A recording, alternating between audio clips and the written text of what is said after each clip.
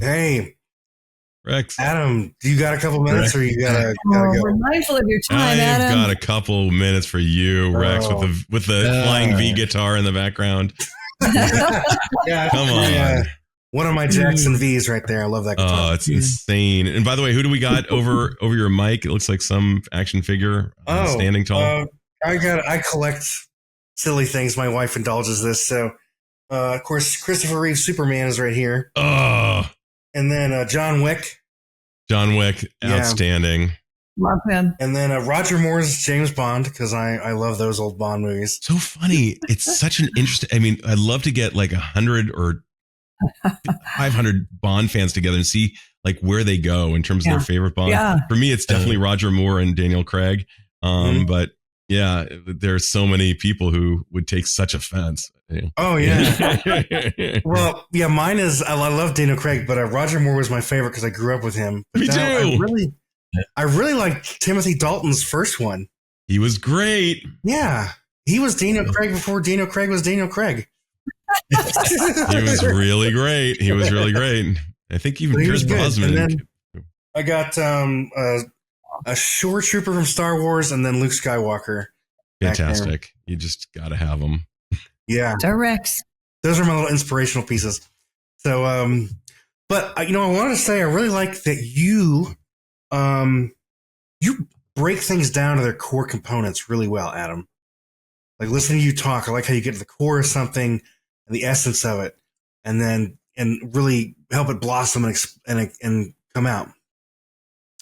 I like the four things you brought up. The one thing I wanted to ask about the four types of connection, I love how you said the first one is how do we connect with ourselves?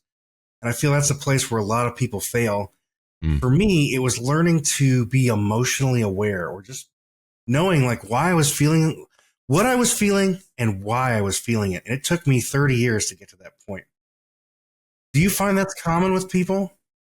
100%. And in its absence is known as a very fancy term, but I'm going to break it down as known as alexithymia.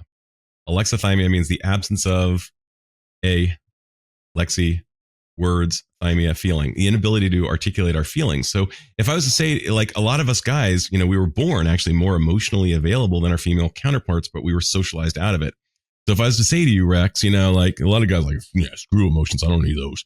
And I'm like, no problem. Hey, do you mind if I just give me the keys to your truck? I'll be right back. What are you going to do with my truck? Wait. And I come back up and I take him back down, and he sees that I've put black electrical tape over his entire dashboard. And he's like, dude, what the hell did you do? And I say, well, that's how you're living your life in terms of leaning from your emotions. You're not aware if you need more gas or more oil, and, like overheating, and and that's instead of you being in control of your emotions, your emotions are in control of you, and you're sabotaging your relationships. So first is being able to articulate your emotions. The second one is being able to, first is feeling them, then articulating them, and then asking like, is there information here? Sometimes it's not. Sometimes it's just like, oh yeah, there I go again. I'm just annoyed. This dude drove up with a truck and it had a Lakers sticker on it. Like, okay, that's dumb. That's unnecessary. But if a dude drove up in his truck and cut me off, and I didn't think, and suddenly, oh my gosh, what happened to my finger? It's extended. And he has a gun. Maybe not great. Maybe I need to get better at noticing the stimulus and the response, and just like, oh yeah, he cut me off, and it's not worth dying for. Maybe right now, kind of to borrow from Mel Robbins, I'm gonna let him do that. I'm not here. I don't need to be the vigilante. I'm gonna let him do that. I don't know if you've heard of the let them theory, but it's pretty great. I have a little different approach, but I love that. For me, it's just like, oh, maybe God wanted that person to do that for some reason. They've got somewhere to go. Then I accept it like that, and I can deal with it way better. That is one of the best. Think that, but that's I try to. My boy Scott, who's one walking buddies, like some dude just hauled right through a stop sign right in front of us. And I was flared.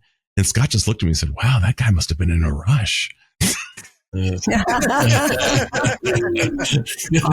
The like, world needs more Scotts. The world needs more it was like, Scotts. Scott, how do I get there? Yeah. I'm not there. I love that analogy of covering up the whole dashboard with tape and covering up. The problem I had is even when I could see the gauges, I didn't know what the gauges were. I had to learn. Oh, that gauge is connected to when this happens, and that gauge is connected to when that happens. Yeah. So I had to be really aware throughout the day of, what's bothering me. But it's so true. If you are not aware of your emotional being, it will control you. 100%. So we can either be driven by our emotions, or we can drive, be, at least the co-driver. We can say, okay, what do I want to do with this? It's so true. It's been incredible listening to you, Dad. Thank you. I love these analogies. You really get to the core of things. It's great. Thank you so much for being on. I feel so appreciated by you guys. It's been a joy.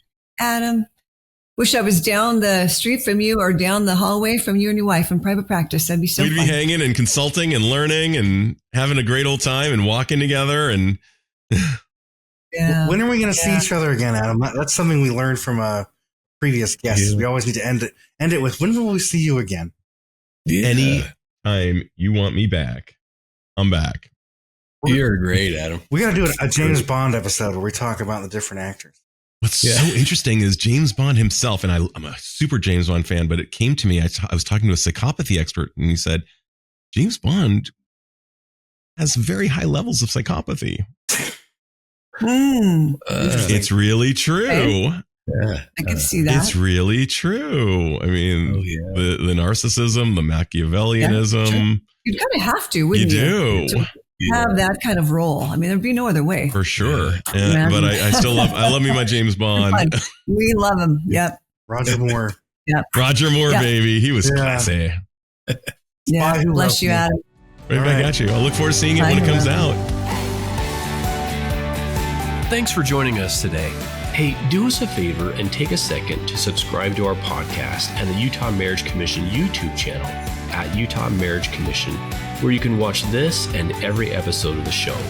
Be sure to smash the like button, leave a comment, and share this episode with a friend. You can also follow and interact with us on Instagram at Stronger Marriage Life and Facebook at Stronger Marriage. So be sure to share with us which topics you loved or which guests we should have on the show next. If you want even more resources to improve your marriage or relationship connection, visit strongermarriage.org, where you'll find free workshops, e-courses, in-depth webinars, relationship surveys, and more. Each episode of Stronger Marriage Connection is hosted and sponsored by the Utah Marriage Commission at Utah State University. And finally, a big thanks to our producer, Rex Polanis, and the team at Utah State University, and you, our audience. You make this show possible. The opinions, findings, conclusions, and recommendations expressed in this podcast do not necessarily reflect the views of the Utah Marriage Commission.